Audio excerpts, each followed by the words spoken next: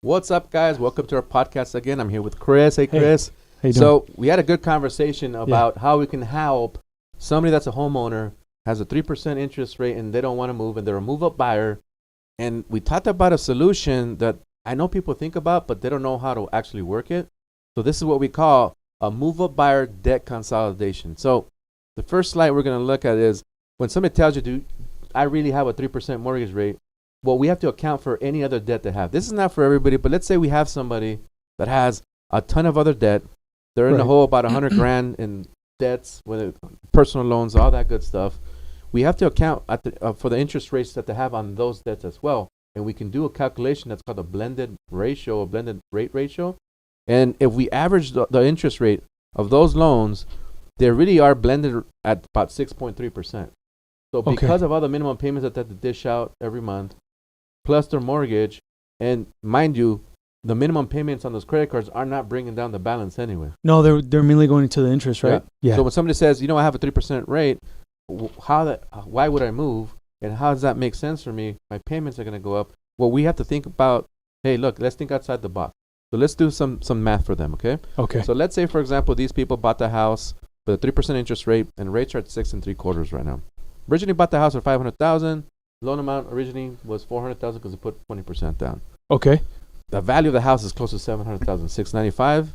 Their current loan, after making all those payments, is $343,000, and based on what the average is and cost to sell the house, it's about 35 grand. So net equity is about 317,000. Now they can roll that whole amount into the next purchase. Right. And let's say that they paid about $12,000 in their next purchase as closing costs. So their down payment that went straight to the next house is $305.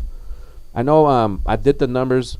It does not mean that these people want to buy $850, but I just did the numbers at $850 Right. just to see where there's a balance where the total outgoing money that they're spending now is going to equate to the mortgage payment on the next house, so we can compare.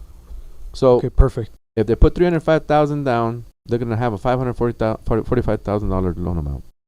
Yes, their mortgage payment is going to go up about $2,500, but again, they have debt, and based on the blended rate, they're actually in the sixes as it is right now.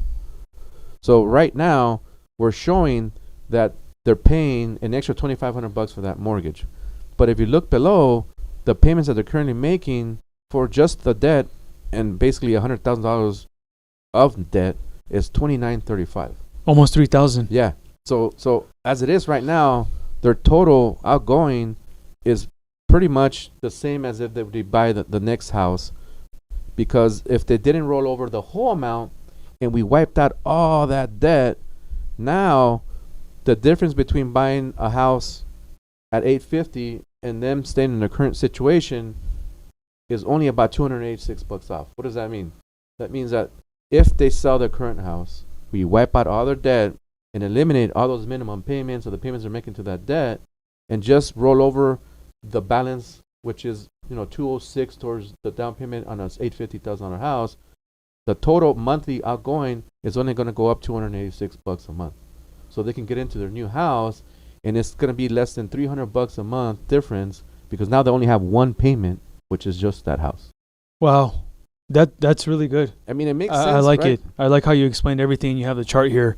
And again, it does not mean that they're buying an $850,000 house. No. If the house was $650, for example, or $750, that would be $600 less. And instead of them being $286, difference, now they're in the positive side, Right. Because now the payment's lower, Yeah. overall. So most people don't think about, hey, look, what's my outgoing total? They just look at the payment on their mortgage. They're like, well, it's going to go up, but no, but you're already spending all this money on these credit cards, card payments, Right. all that stuff. Yeah. Like you have here all the debts and stuff. Wow.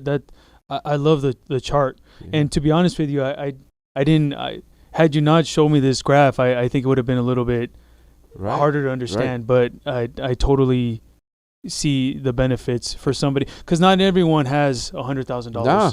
No. And again, who knows when they're going to actually eliminate most of that debt, because they're just making minimum payments on Right, with the high interest rates. Right. Right. So now we have an opportunity for them to wipe out the higher interest rates, sell the current house, which they don't want anymore. They want to move up to a nicer house, a different area.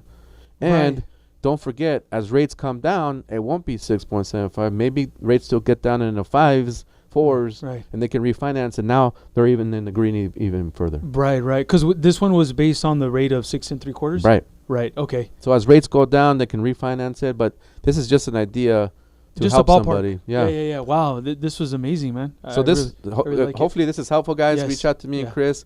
We can let us know. we can actually do something like this for you and show you how it would work in your situation. Let us know how we can help. Yep. We're here to help you. See you guys.